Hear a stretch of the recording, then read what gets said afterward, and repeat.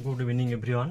আজকে একটি নতুন কন্টেন্ট নিয়ে চলে এসেছি। কীভাবে অজানা বা অপরিচিত লোকের সাথে কথাবার্তা শুরু করব এবং ইংলিশে কীভাবে কথা বলবো, ইংলিশে কী কথা বলবো সহজে বলে অপরিচিত লোকের সাথে সহজে পরিচয় করে নেওয়া যায়।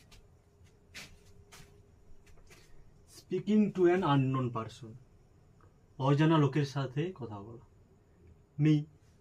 আমি নিজেই, হ্যালো, হাউ আর ইউ, ওহে, কেমন আছেন?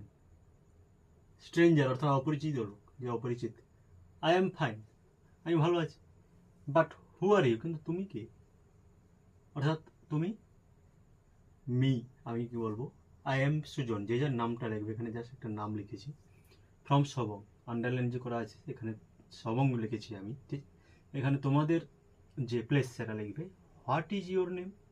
তারপরে আমি আরেকটা কথা তাকে তো অবশ্যই জিজ্ঞাসা করবো, আপনার নাম কি? স্ট্রেঞ্জার তখন বলবে ওহ, ওহ বলছে কেন? যে I am Sujan from Sabang, এইটার জন্য। আমি সুজন সবং থেকে, এই কারণ ওহ বলছে। আই এম রহিম, সে অপরিচিতরা বলছে যে আমার নাম রহিম। আই এম ফ্রম তেমাথানি, আমি তেমাথানি থেকে, অর্থাৎ আমার বাড়ি তেমাথানি। অর্থাৎ সবং এবং তেমাথানি, সবং থেকে আমি বাসে উঠেছি, তেমাথানিতে আরেকজন উঠেছেন, এবারে আমার সিটে বসেছি, সে তখনই আমরা কথাবার্তা শুরু করছি। হোয়ার আর ইউ গোয়িং, কোথায় যাচ্ছ? আমি তখন বলছি I am going to Balichak, আমি বালিচক যাচ্ছি। ইউ মানে হোয়ার আর ইউ গোয়িং, আমরা তুমি, তুমি ইউ মানে তুমি কোথায় যাচ্ছ? স্ট্রেঞ্জার বলছে I am also going to Balichak, আমিও বালিচক যাচ্ছি। মি, ওহ গুড, ভালো। But what do you do, আপনি কি করেন? স্ট্রেঞ্জার অপরিচিত বলছে I am a student of MSc, আমি এমএসসির একজন ছাত্র। অর্থাৎ যার সাথে কথা হচ্ছে সে এমএসসির একজন ছাত্র, যে আমার পাশের সিটে বসেছে। ইউ অর্থাৎ হোয়াট ডু ইউ ডু, অর্থাৎ সহজে আমরা কি বলি? ইউ, আপনি। মি, আমি কি বলছি?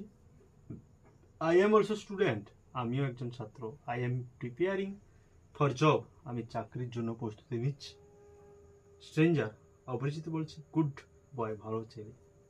নাও it is time of get done, এইভাবে কথা বলতে বলতে আমরা কি হয়, আমাদের গন্তব্যস্থলে পৌঁছে গেছি, নামার সময় হয়ে গেছে।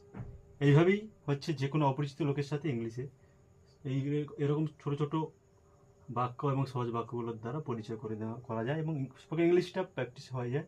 স্পোকেন ইংলিশে